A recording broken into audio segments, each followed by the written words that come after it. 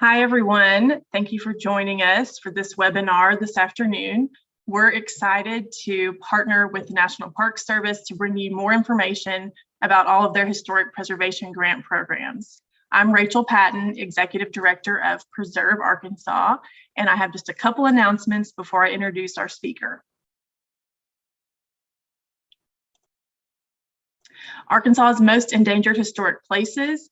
Nominations are due by the close of business tomorrow, March 31st. So if you have a nomination you've been working on, please make sure to get that turned in to us by the end of the day tomorrow. If you have any questions, you can reach us via our website, preservearkansas.org, or by email at info@preservearkansas.org. I want to tell you all about an upcoming educational program that we will be offering on Tuesday, April the 12th at 3:30 in the afternoon. Our next Women in Preservation lecture will feature Lori Yazwinski Santarita of Fayetteville, and that should be a very good lecture if you're interested in that. Lori works for Jennings and Santarita Architects in Fayetteville, which is the successor firm to the Fay Jones architecture firm. And to our members and donors, thank you for your support of Preserve Arkansas. If you are not a member, I would encourage you to consider joining Preserve Arkansas. We are a 501c3 nonprofit. We are the statewide advocate for historic preservation in Arkansas, and you can learn more about us and become a member to support us year-round at preservearkansas.org. And now it's my pleasure to introduce today's speaker, Megan J. Brown. Megan Brown has worked at the National Park Service for 18 years, starting as a grants management specialist and then spending 10 years as the certified local government coordinator, and now serves as the chief of the state, tribal, local plans and grants division located within the Cultural Resources Directorate of the National Park Service in Washington, D.C. She is responsible for the management of the Historic Preservation Fund, or HPF, and the average $80 to $140 million that it disperses annually to state, tribal, and local preservation partners. Over 1,000 active grants fund annual assistance to states and tribes, as well as competitive grant programs when funded by Congress, like underrepresented communities, African American civil rights, Save America's Treasures, and historically Black colleges and universities grants. With a staff of 20, the division works hard to provide the outreach and training necessary to enable its partners to carry out the programs outlined by the National Historic Preservation Act and funded by the HPF. Before joining NPS, Megan worked in the Southwest Office of the National Trust for Historic Preservation in Fort Worth, Texas, and the State Historic Preservation Office in South Carolina, where she managed the state, grant, and federal tax incentive programs. Her education includes a Bachelor in Architecture from Auburn University and Master in Historic Preservation from the University of South Carolina. She is an avid equestrian and enjoys time and travel with her family, horses, and friends. So please welcome Megan Brown. Thank you, Rachel. You're welcome. It's a pleasure to be here with all of y'all this afternoon, and thank you for tuning in. And I have to also tell you that my cohort, Catherine Carey, who is our outreach coordinator for our division, is also here to help me answer any questions or share any grant writing secrets with you. So I'm going to share my screen real quick and hope this all works right. Oops.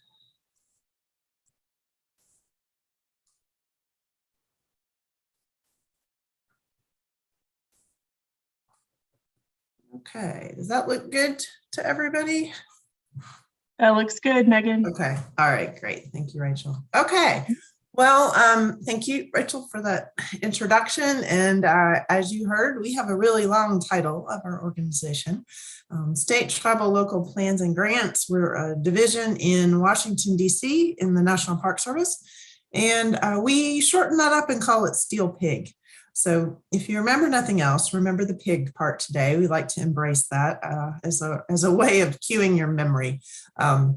but we are in the Washington office for the National Park Service, and we operate more on the preservation partnership side of things. So we don't work as directly with the parks, but we work very closely with our state, tribal, local, and nonprofit partners. And we're going to talk some more about that today.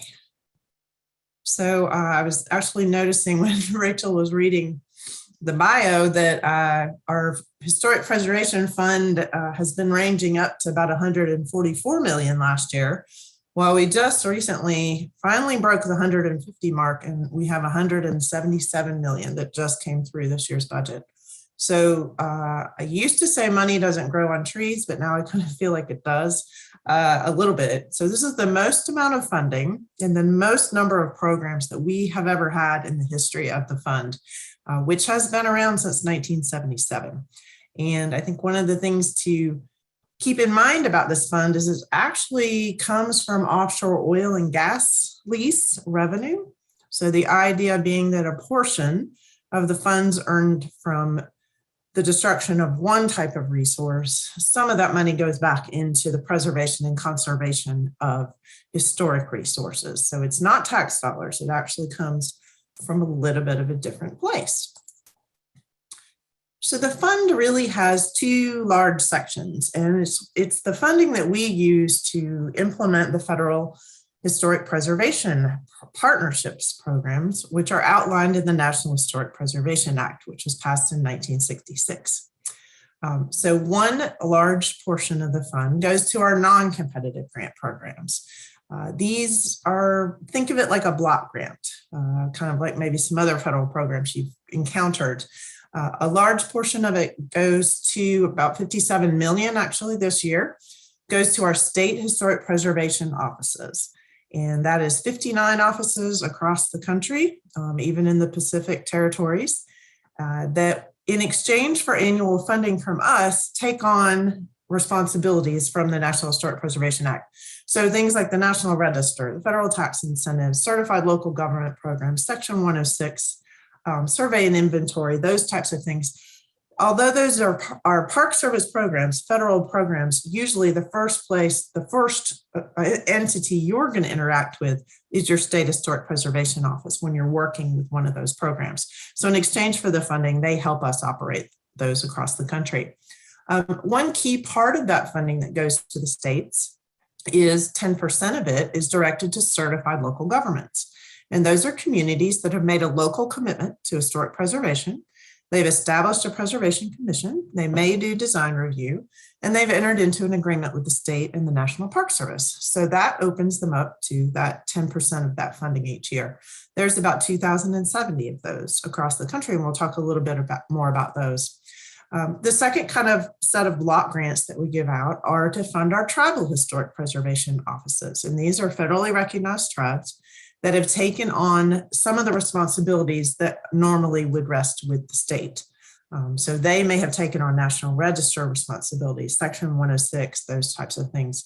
We currently have over 200, we have 208 tribes right now, actually.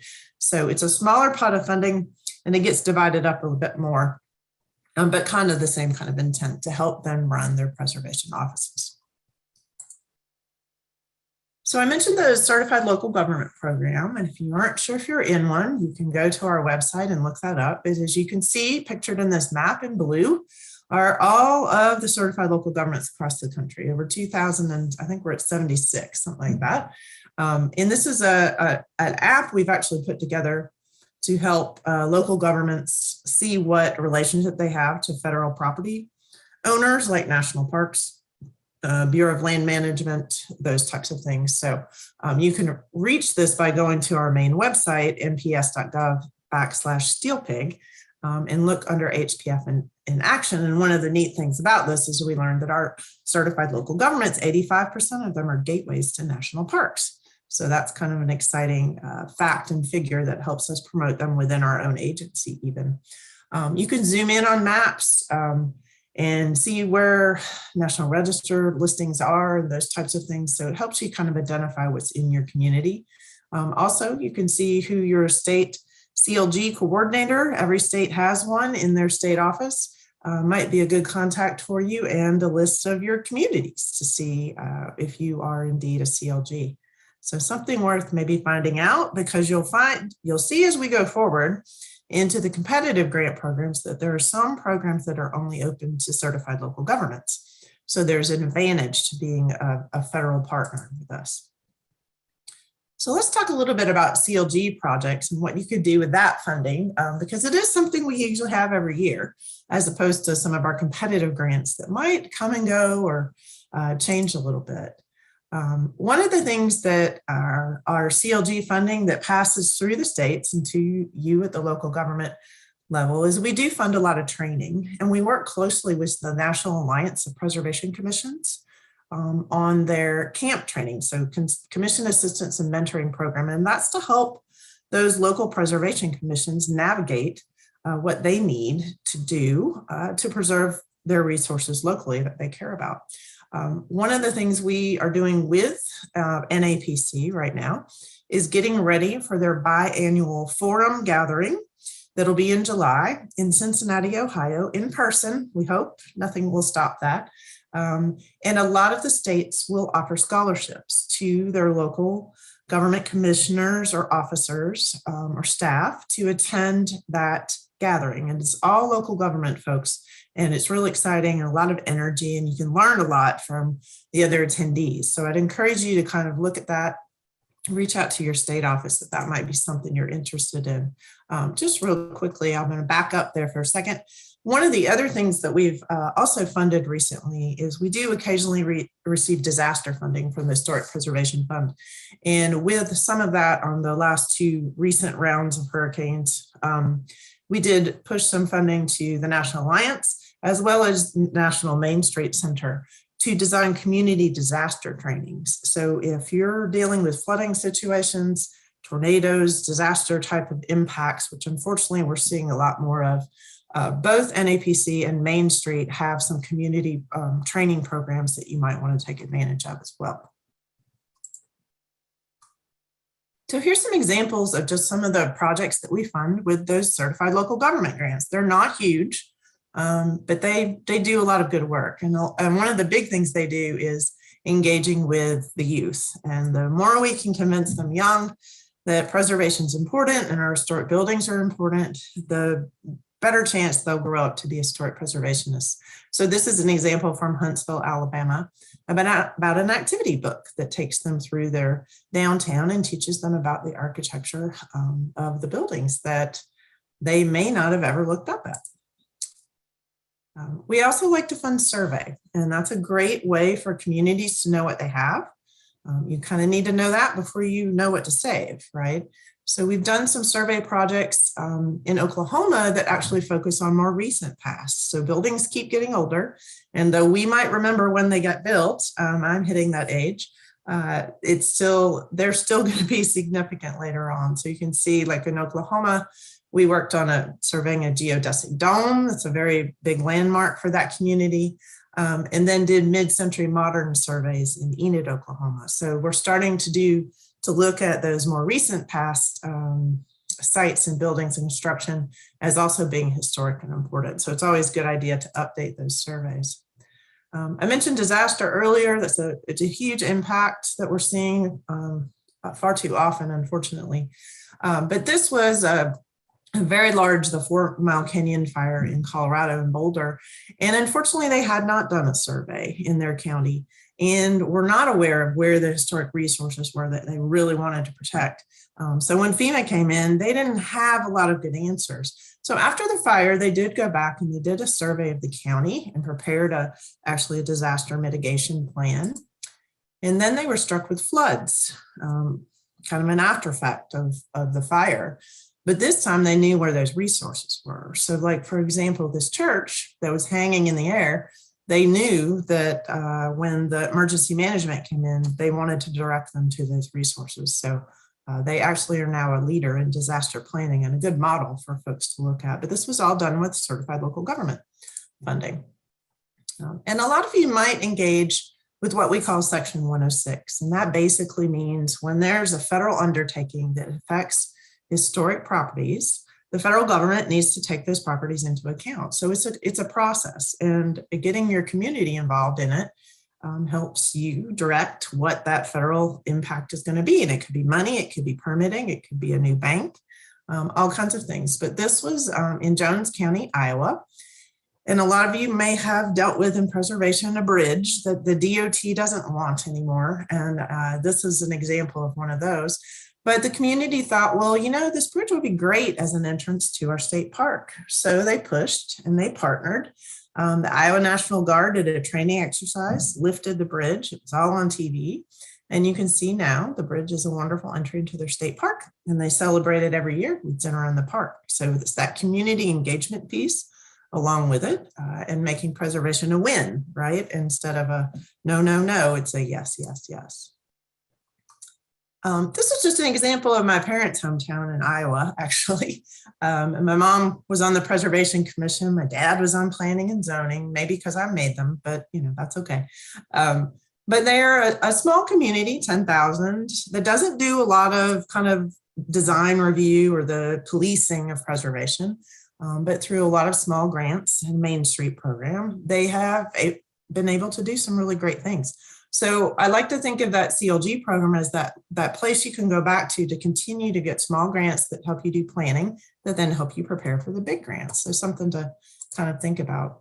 And if you're just not sure what to do in your community, we have a resource called IRMA, and we have over 2,000 successful projects that we have funded through the Historic Preservation Fund in this resource. So if you're just not, you're kind of stuck, or you want to see an example of what another community is doing, maybe look at design guidelines and those types of things, this is a great place to poke around.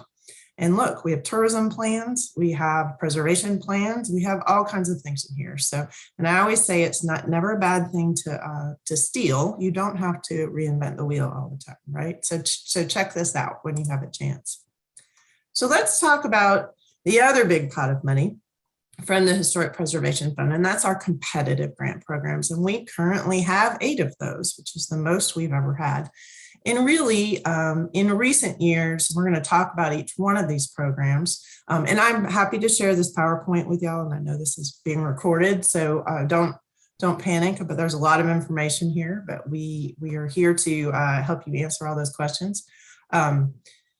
But again, most number of programs, and since 2014, a real focus on preserving underrepresented communities, especially as they're reflected in the National Register of Historic Places, and properties that we've spent money on preserving. I think we've all kind of thought of where George Washington slept is the thing to preserve, and now we've really expanded beyond that. And I think a lot of the work that we're doing is cutting edge. We're saving some amazing places, amazing stories. I'm going to share a few of those with you. So our African American Civil Rights Program is a fairly large program that we have, and it does just that. It tells the stories of that underrepresented community and their struggle for civil rights, from arriving through slave trade all the way through really current day. This program does preservation work, so physical preservation. You can see that as an example here. 16th Street Baptist Church in Birmingham, where the bombing was that killed the young girls during choir practice. But it also does history projects. So we can do research, we can do surveys, we can do National Register nominations, we've done education and exhibits, and we've even opened it up into preserving collections that might be associated with civil rights. This program started out very focused on the 20th century and what we think of as the civil rights movement in the 50s, 60s, 70s, but has since expanded. So it does go all the way from when slaves were brought to this country forward. And eligible applicants, which is always a key part of our federal grant programs, include states, tribes, local governments, and nonprofit organizations. So one of the key things to applying for a federal grant is making sure you're an eligible applicant. You want to make sure you meet all that threshold criteria, and different programs may have different applicant classes. So just keep an eye on that when you're thinking about applying. You can see this program has been steadily growing, and we have the most funding we've ever had at $22.7 million. to give away for fiscal year 2022. We're currently in the process of awarding those 2021 grants. They're under review right now. There is no match required for this program. So that means you don't have to kind of struggle and go raise that money, but we do encourage you to ask for what you need. Don't just ask for the maximum because you can, but make sure it makes sense for your project and what you want to do. And those grants do go up to $500,000. We may be upping that amount, but stay tuned for that. But this is an example actually of a project I just recently got to visit. This was one of the first schools desegregated in New Orleans, and Leona Tate was one of 3 girls. She actually they were featured on the Today Show not too long ago that integrated the school and escorted by federal marshals. And she and her nonprofit she formed and her classmates have actually gone back and purchased the school and rehabilitated it into elder housing and a community center. And it is beautiful. And to watch it go full circle has been really, really a great thing. But, you know, she told us stories when she was there, and to go around the place with her and hear those stories about, you know, she couldn't leave their classroom because they were afraid they might be shot, and they didn't go to the cafeteria and those types of things. And she told us the story about the federal marshal that escorted her. And he went on to deal with Vietnam protests and those kinds of things. That was his specialty. But he actually had his ashes scattered on that site of that school because he felt like this was one of the most important things he did. So, you know, these are kind of the amazing stories, not always pleasant, but important, that we're able to tell and share by saving these places. And I think we all think that's really important as we go forward. Keep an eye for these applications to open in the summer of 2022. We're going to try to push some of our applications a bit earlier than they have been in the past. So that's our goal for this one. And in a little bit, I'll show you where to sign up how to keep informed with everything going on. A spinoff of our African American program is our History of Equal Rights. So this applies to all Americans and their struggle for equal rights. Could be women, could be LGBTQ, Latino, Hispanic, Irish, you name it, labor history, those types of things. 4.6 million to award for 2022. We're in the process of awarding our 21 grants. And this one is focused just on preservation because it is a more limited amount of money. Applications will also be this summer. And this is just an example of one that we're funding, Alice Paul's childhood home. She's the writer of the Equal Rights Amendment, one of the suffragettes that went on the hunger strikes to ensure that women had the right to vote. So a real important figure and a real important story for us to be telling about equal rights in our country. Our Historically Black Colleges and University program, HBCU, has been around for quite a while. And we're happy to see that it's been steadily funded in the last few years at $10 million. There's also no match required for this. And we've expanded it. It used to only be for preserving listed buildings, National Register listed buildings on HBCU campuses. But we've expanded that a bit to National Register eligible buildings, as well as doing preservation plans and National Register nominations. So some options here. So if you have an association with an HBCU or might know someone that does, please encourage them to look at this program. We will open these in the fall of 2022, and we're currently in the process of awarding that 2021 money. Our underrepresented community program is the one that kind of started this off in 2014, and I like to call it the little engine that could. Really just focuses on doing survey and nominations to the National Register to help increase that diversity, and has done some amazing work. This is an example from Portland, Oregon. They're doing a survey in the city of their early LGBTQ sites, and this is the other end that is one of those sites. Again, no match required for these, and we have 1.2 million to give away this year. This is one of those programs where it's good to be a state, a tribe, or a certified local government, because those are the eligible applicants. So if you are in need of a National Register nomination or you haven't surveyed for an underrepresented community, this would be a good place to think about doing that. And if you're not one of those 3 entities, partner with someone that is. So there's always that opportunity. Our Tribal Heritage Grant Program is our oldest competitive grant program. We've given lots of funding over the years to help tribes in promoting and preserving their unique cultural heritage traditions. So this program gets maybe a little bit out of the preservation box. For example, we've been working with the Hula Preservation Society in Hawaii to collect oral histories about the festival that they've had on Oahu since 1940. So that's been an important way to document that culture. No match is required for these. It is open to federally recognized tribes, Alaskan Native and Native Hawaiian communities. So those are kind of the limitations there. We will be looking to open those grants up in the summer or fall of 22. Save America's Treasures is kind of a flagship grant program for us. It's been around since the millennium.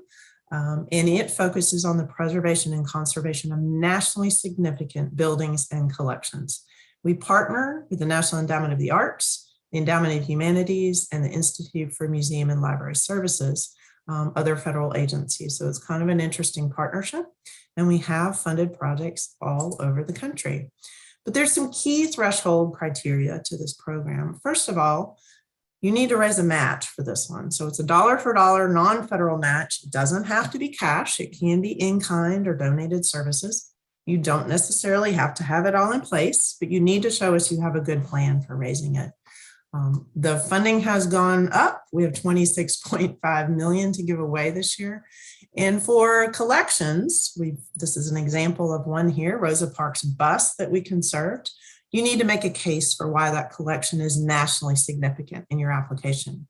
If you're applying for preservation to do work to a historic building, you need to ensure that that building is listed at the national level of significance in the National Register or as a National Historic Landmark, and that can get confusing. So really the first thing to do is, if you think you might have a project that you want to apply for SAT, is get in touch with your state historic preservation office and confirm that it is listed at the National Register, at the national level, and that you are eligible to apply. So keep that in mind, but a wonderful program that actually I started my career with the Park Service managing this program. We really enjoy it.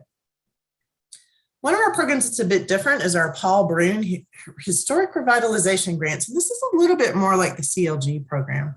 So in essence, we're funding programs. We're looking for a stronger entity, be it a state, a tribe, or again, a certified local government that can come in, apply for a block grant, and then re-grant that money out to smaller entities in the communities. And we have $10 million to give away for that this year. Nonprofits can also apply for this as well. They go up to $750,000. There is no match required, but one of the caveats is when you, that entity, come in and you tell us what your program is going to look like and how you're going to award that money and how you're going to make sure they do their work correctly, that you're also going to focus that work in rural areas. And we use the census definition for that, and that's under 50,000. So you may decide as the grantor that you want to focus on communities that are only 10,000 or 5,000, and that's okay. But there has to be a focus on rural areas as well as projects that will spur economic development for communities. So we've had some examples of a lot of Main Street towns, of course, and then we've had others that have focused on certain property types like historic theaters, something like that, that tend to drive the economy of a local community going forward. So if you have questions about this one, I encourage you to ask, because it really is to fund a program, not an individual project or site. So that's kind of the key to it. And our brand new one that's actually up and available right now is our semi-quincentennial grant program for the commemoration of the founding of the nation as we approach the 250th. It's for state-owned sites that are listed in the National Register. So fairly specific, but states, tribes, local governments, and nonprofits may apply. You might have a nonprofit that has a long-term lease on a state-owned property, and they could partner and apply. What we are focusing on is properties that are pre-1800 at this point, but we are trying to look at this pretty holistically. So what is happening in that time period before 1800, anywhere in what has become the United States that tells an important story about the founding of our nation as it is today. We have $10 million to give away right now. And then we've also got $10 million for fiscal year 2022. So those applications are due May 3rd, and they'll open again in the winter. But if this is one you have questions about, and you might, do reach out to us and we're happy to talk to you about it. So just a few words of wisdom as you think about applying, and Catherine has some of these too she might want to share. Starting early, I'm talking about these programs and saying they're going to open in the summer and the fall. Catherine would tell you right now, you need to start getting ready. So you've got systems to register in, grants.gov, SAMS. You need to get a UEI number instead of a DUNS number and all kinds of things now. So there's no harm with starting early. Please don't wait till the last minute. SAM.gov alone can take 4 weeks to get registered in, maybe longer. So yeah, early is key. We talked a lot today about eligibility. So making sure you're eligible and the grant program fits your project. Those are important things. And what you're asking us to do is the next logical step. So you're not asking to restore or refinish your floors in your interior if you've got a hole in the roof. We want to make sure we're doing things in a logical order. Make sure your math is right, proofread, get somebody else that isn't as familiar or as close to your project to look over your application. Don't be the only set of eyes. Sometimes you know it too well. It's great to be able to tell your complete story concisely. So less is more. Keep in mind that our grant reviewers are reading often 70 plus applications as they go through a grant cycle. But make sure you tell the complete story. And remember, photos are worth 1,000 words. So you want good photos. But if you've got problems with the building, like rain coming in, or you can see daylight through the roof, or the trees falling on it, make sure we see the bad photos too, not just how the building looks on that perfect sunny day. And deadlines are important. We rarely grant extensions. If we do, it's because we may not have enough applications yet. So make sure you're not waiting until 11:45 p.m. on the night it's due, because grants.gov will hang up sometimes and you might not get your application in. And a lot of times you might not get funded the first time. With Save America's Treasures, we used to call it third time's the charm. Ask for your comments. We are always happy to share your comments and try again. We love it if we are able to give feedback and then see you apply again and see that you followed that feedback. That's really important. And remember, if you're a good grantee, you often get funded again. So if you're a pleasure to work with and keep up with things and your reporting and that kind of stuff, we're happy to see you come in. We do have some help on YouTube. Since we're all on YouTube right now, and it's HH Preserve It, NPS, but we have some videos on the application process for several of our programs, as well as just how to write a federal grant in general. So I encourage you to look there. And then just as a kind of some guidance, just so you know, all of our federal grants have to be posted on grants.gov for at least 60 days. We do try to put them up for longer, but just know that that's kind of the timeline that you're going to be working with. We do plan on it taking us at least 120 days to move through that award process. So don't plan to start your project until 6 months past the deadline. That is just, that's just reality. I'm sorry. And then if we go through some kind of approval process, somebody wants to make a big announcement of those grants, those kinds of things, it could push it back even further. All of our grants are obligated to a grant agreement and grant solutions. So that is another system that you're going to need to be prepared for and signed up, and you receive your money through ASAP, which is a program of the U.S. Treasury. So you can see there's a lot of things going on here. And most of our competitive grant programs require reporting every 6 months. So that's both financial and what's going on with what we're funding. I mentioned earlier, how do you keep up with all of this? I can barely keep up. We've got too many programs and too much going on, but you can sign up for a bulletin from us at go.mps.gov/bulletin. You'll see a screen kind of like the one on the right. And if you click on it. We'll be the first one on the list. And this will enable you to get bulletins when we announce grants being open, when we award them, and reminders along the way. So I encourage you to kind of sign up for that to keep up with things. And then this is where to find us. We have an inbox at steelpig@mps.gov. That is monitored every day by several people, and we answer those questions very quickly, as well as our voicemail is monitored every day. So please do send us questions. Catherine Carey is our outreach coordinator, and her job is to help with all of you getting those grant applications together and helping them be successful. So that's also a place. And if you want to shoot us an email to this address and ask to get in touch with her, we can make that happen. And then we just have a lot of good information on our website. So I encourage you to look there. And with that, I am finished. Catherine, would you like to add anything that I might have left out?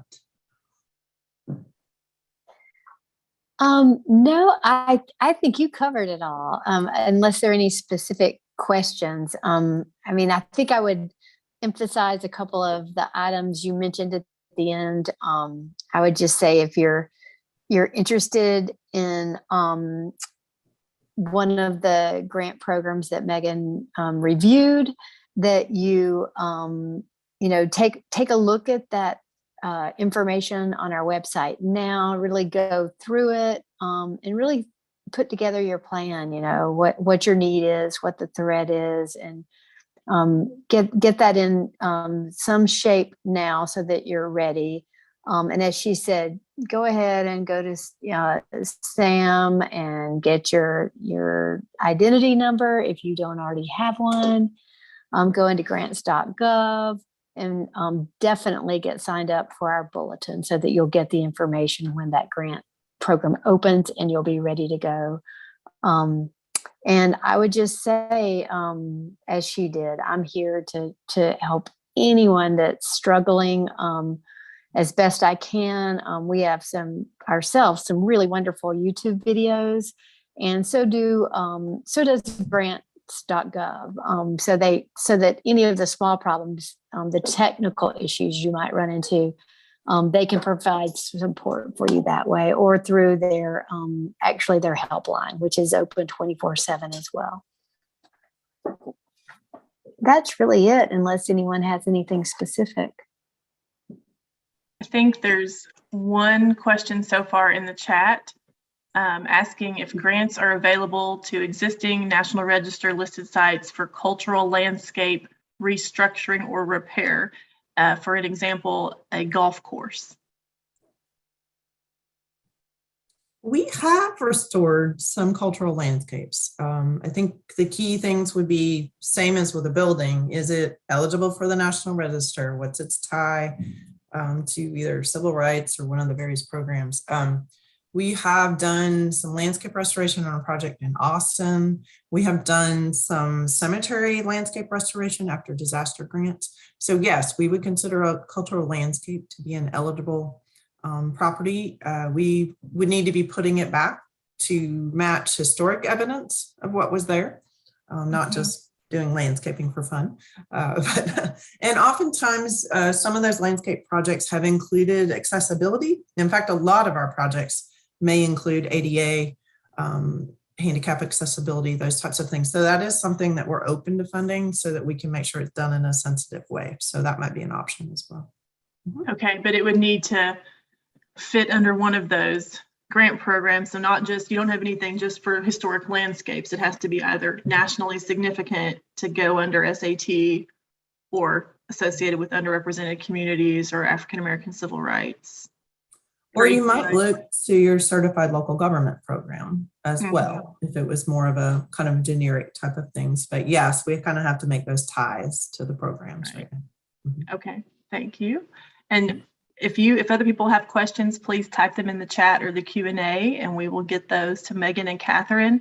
In the meantime, I have some questions. So for, like you suggested, if it's a landscape or anything located in a city that is a certified local government, and you want to go for one of those grants that you need CLG to partner with you, do you have advice on, if you're a nonprofit, how to go about getting the CLG to partner with you, so the CLG would have to submit the application. So what if your Yeah, CLG is not cooperative? that's a little tough. Yeah, if you've tried, I would try reaching out to your state office as well.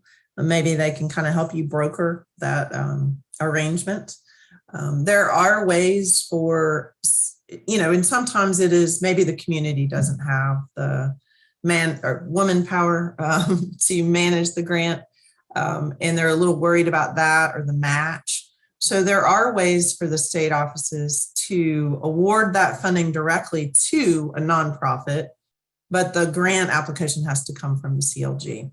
But the local government could identify your nonprofit as the entity that's going to manage the grant, and then the state is able to make that contract directly with the nonprofit. So that might be one thing, is maybe, sometimes it is just a fear of the unknown with the grants and the work involved and things like that, but probably it's working on that relationship and helping build that. But I'd have a chat with the state office too and see if they have suggestions for that. Thank you. And then on the Paul Brune grants, how specific do you have to be for your category? Like, could it be used for properties that were in rural areas that were included on our most endangered places list, for instance? Could that be a Paul Brune? That would be a great idea. Yeah. Okay. Because usually they're probably buildings important to those communities, right? That maybe those white elephants that could be an economic catalyst, those types of things. So yeah, certainly a focus like that would be interesting. I think we've had some focus on, like maybe African-American business districts, theaters. Trying to think. Some are just more general, but yeah, I actually think having kind of a focus like that helps make that application a bit more competitive, and shows that you've kind of thought it through somewhat. But yeah, an endangered list, that's a great idea. Okay, that's good. What else can I ask you? Nobody else is typing questions. They're all still there. They're just not questioning. Somebody out there has a project that they're curious about. Oh, I definitely know some of the people watching do. But I know what I was going to say, just to mention to those who are watching that Arkansas, I know the Park Service would love to have more applications from Arkansas. Mm-hmm. They would love to fund projects in Arkansas. Part of the reason why we're doing this webinar today. And Catherine provided me a list of projects in the state that have received these grants in the past, and we have fewer than 20. Mm-hmm. And lots of these are, have gotten they've been grantees multiple times. So like multiple grants have gone to Central High School and to Dreamland Ballroom, for instance. And so I feel like there's really a lot of opportunity and potential for projects to apply to these programs and get funded. That was part of our reason for reaching out to you, was to see if we can't drum up some business in Arkansas. Because I know you guys, I've been there. When I worked at the National Trust, Arkansas was one of my states. I always enjoyed visiting. You felt very Southern compared to Texas. So I know there is a rich history there, especially with civil rights and those types of things. So now's the chance. So, you never quite know how long this funding is going to last.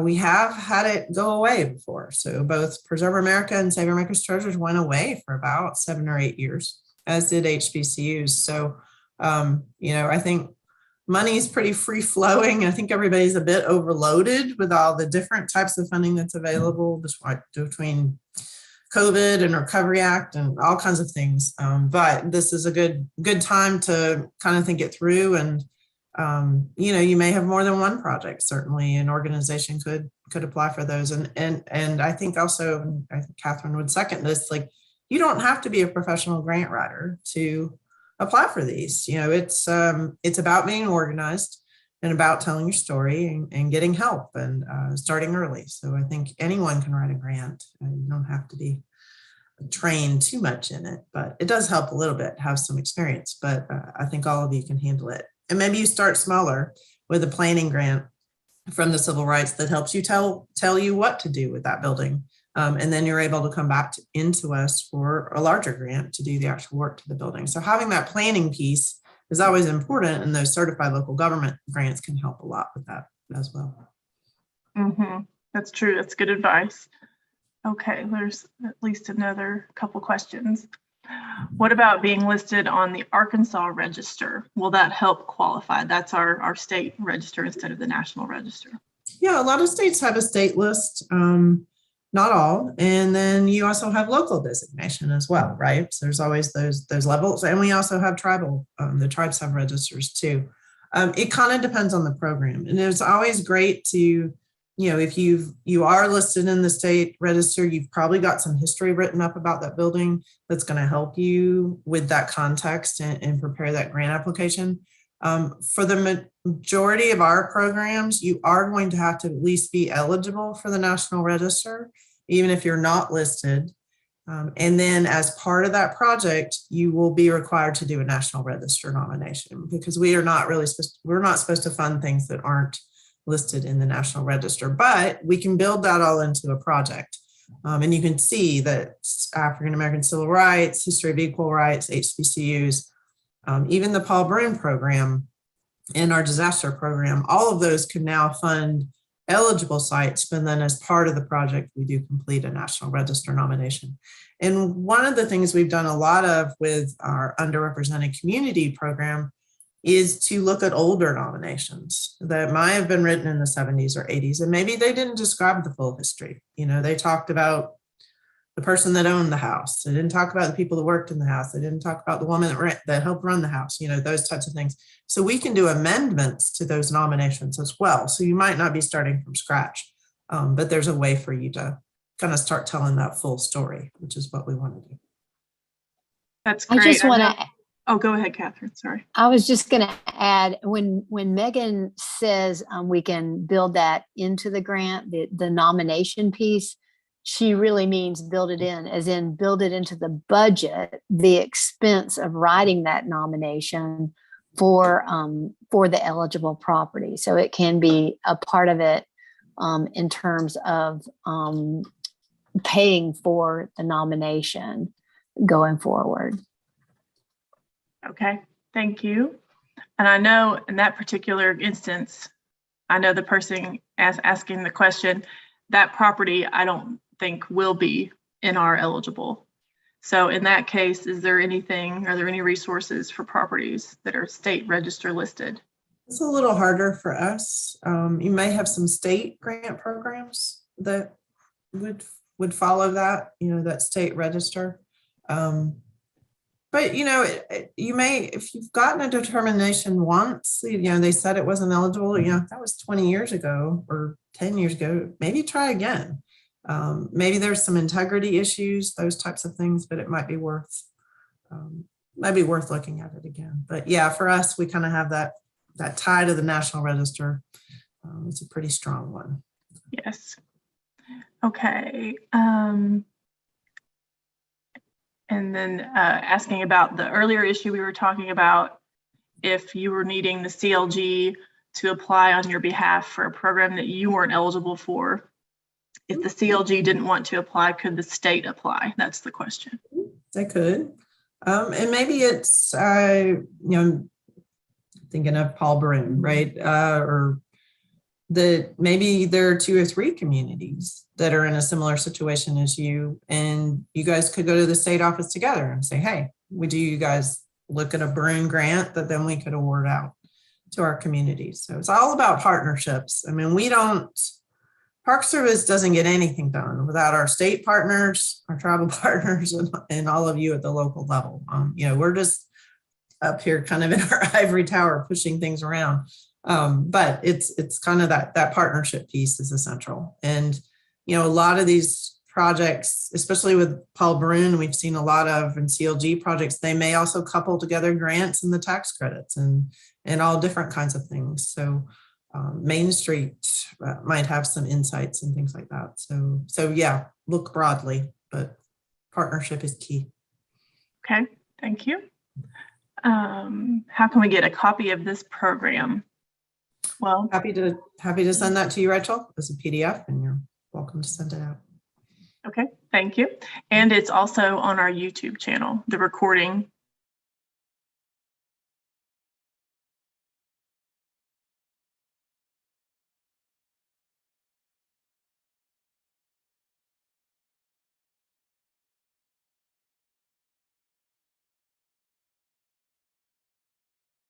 Programs that we can share, just send an email to that steelpig@nps.gov box and say, I'd like to know more about whichever program, and we're happy to send those to you. Awesome, thank you.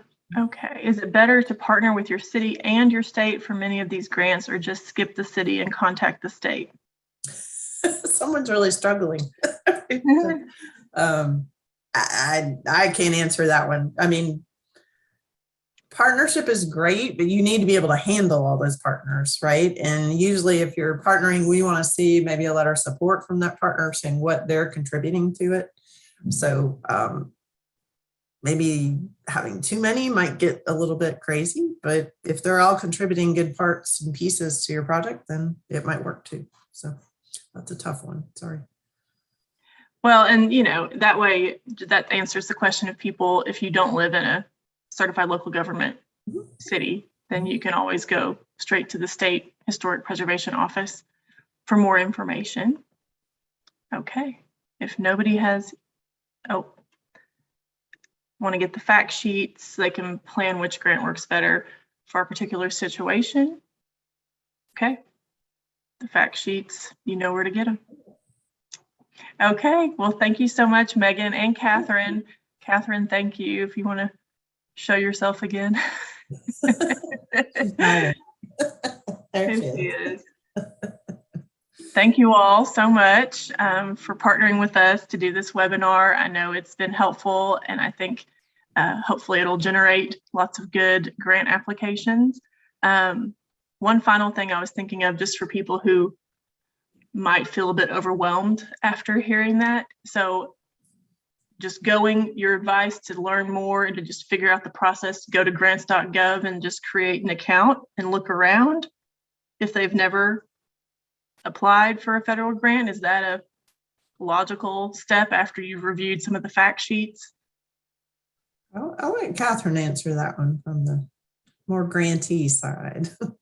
I would, so first, I think probably you'll want to wait until the notice of funding information for the particular grant you're interested in is posted on grants.gov. That's probably the best. There's also, Megan, you may have to help me here. I think a sample grant has been put up, and I can't pull exactly where that wound up being placed, but I do believe we have a sample grant on our website that kind of would be a great starting point to have some idea of what's involved in just any of these federal grants. You can kind of see what the workspace looks like. I think you could go to grants.gov and watch some of their little videos just so you're familiar with what you're going to be working in.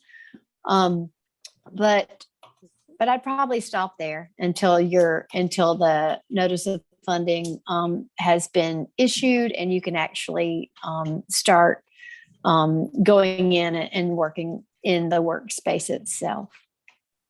Mm-hmm. Right. I also just added a link to on grants.gov. You can actually sign up for saved searches.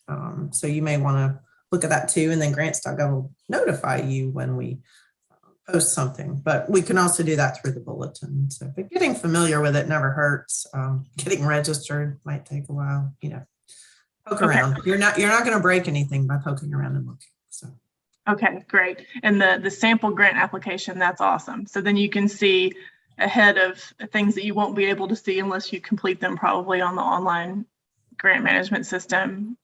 So that's good advice. Yeah, we've tried to load up a good sample for each of the programs. On each program has its own little web section, so on the website, and I'll put those in the chat again, just so y'all will have them.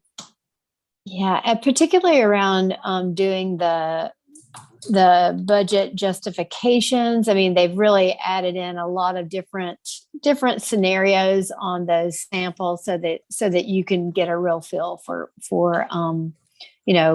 just different options you have for putting together your budget. It's very, very good. Okay. And you ask us questions. That's what we're here for. Yes, and then reach out and ask questions with plenty of time for answers. Okay. Well, thank you all again. I appreciate it. And thank everyone watching for attending, and hope everybody has a good rest of the day. Thanks, everybody. And I hope Thank I you, see some Rachel. Bye. applications from Arkansas. Yes.